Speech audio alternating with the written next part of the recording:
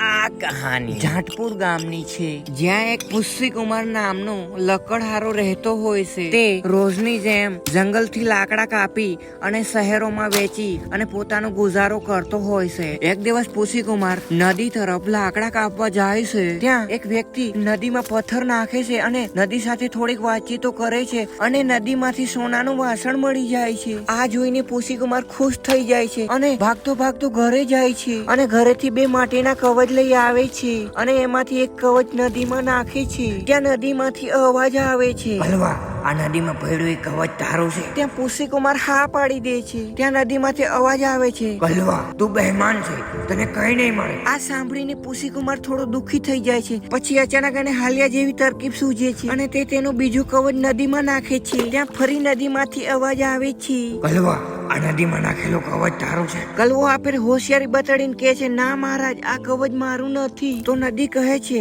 તો આ સોનાનું કવચ તારું છે? ત્યાં પુષ્યકુમાર કહે છે, ના મહારાજ, એ પણ મારું નથી. મારું કવચ તો માટીનું છે. ત્યાં નદીમાંથી અવાજ આવ્યો. વાહ, હું પ્રસન્ન થયો તારી ઈમાનદારી જોઈને. આલે તારું માટીનું કવચ. ત્યાં નદીમાંથી ગારો પુષ્યકુમારના મોઢા ઉપર ઉડે છે અને પછી પુષ્યકુમાર કહે છે, આ તો ગારો છે. તો નદી કહે છે, મૂર્ખ, માટી આટલી ઘડી પાણી મરે ગારો જ થઈ જાય ને.